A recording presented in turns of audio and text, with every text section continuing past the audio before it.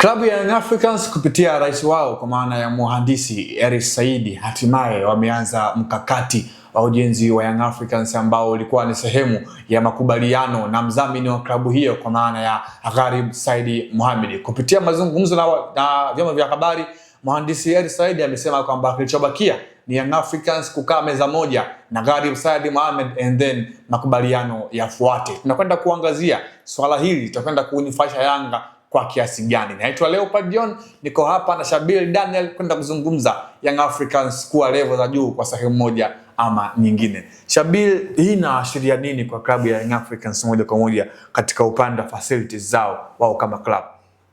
Ni ishara ya ukuaji wa klabu yao, kwa sababu ni klabu ambayo ina zaidi ya miaka 80 plus kwenda juu. Na mwaka huu wamepanga kufanya makubwa, ikiwemo hilo swala kuanza mradi wa ujenzi wa uwanja, na tulishamsikia kwamba rais wa club ameelezea kwamba hatua iliyopo mradi wa hatua hiyo ya mradi iko wapi na inaelekea wapi. Ameelezea kwamba kwa sasa michoro ya awali imeshafanyika na kinachofuatia ni wao klabu kukaa chini na aliyeshinda tenda ya kujenga uwanja huo ambaye ni mdhamini wao GSM Group, ambaye atakwenda sasa wao mdhamini GSM Group pamoja na club ya Young Africans.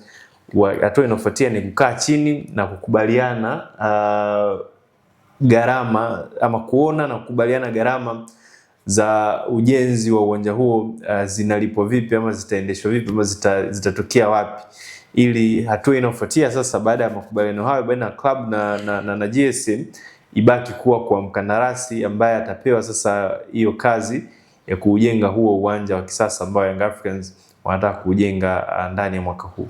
Young Africans kwenye hili wanakwenda kuashiria nini hasa kwenye maendeleo ya klabu yao moja kwa moja?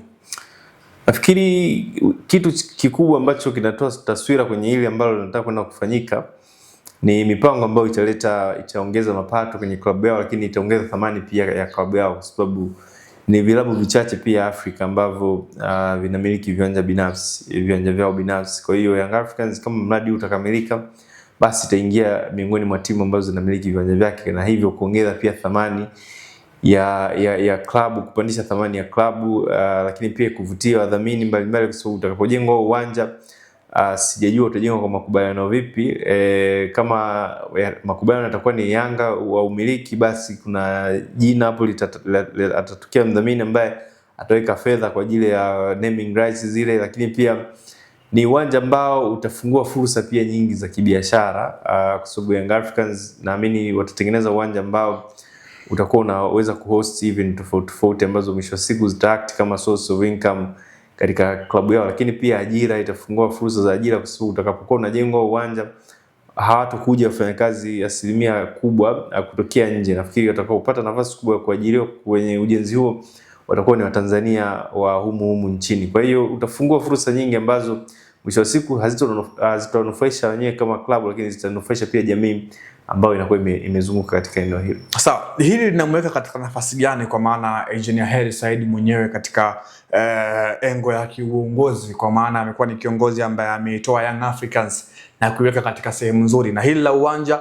Engineer Hersi Said atakuwa ni moja kati ya tatizo kubwa kufika hapa ilipofika?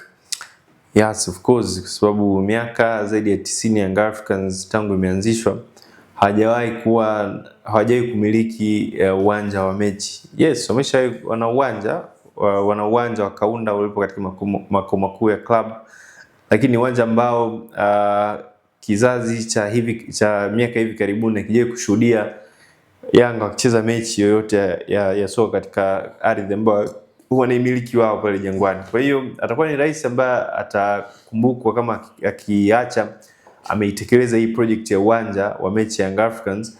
Atakuwa ni rais kukumbukwa na mtu ambaye atakuwa ameacha alama kubwa ambayo itamfanya aendelee kukumbukwa vizazi mpaka vizazi, kwa sababu atakuwa amefanya kitu ambacho hakijawahi kufanywa na viongozi wa Young Africans ambao wamepita nyuma. Wengi walikuwa kama hivi engineer, sasa hivi ambacho wanakifanya, wanakuja wa China, wakandarasi, ramani zinaonyeshwa pale. Tumefikia hapa, tunaita vifusi, sisi tunasawazisha, magreda naingia site, lakini mwisho wa siku hakuna ambacho kinatokea. Kwa hiyo kama hii project itakamilika na mwisho siku kuja kuwa kweli kama tunavyotarajia, naamini kitakuwa ni kitu kikubwa ambacho Engineer Hersi atakuwa amekifanya kuliko hata mataji ambayo atakuwa ameachia Young Africans. Sawa, ni kitu gani ambacho Young Africans wanaenda kukipata positive mara baada ya kuwa na uwanja wao binafsi kama Young Africans? Nafikiri kitu positive cha kwanza, ukiachana na wao kunufaika na mapato ya uwanja, lakini pia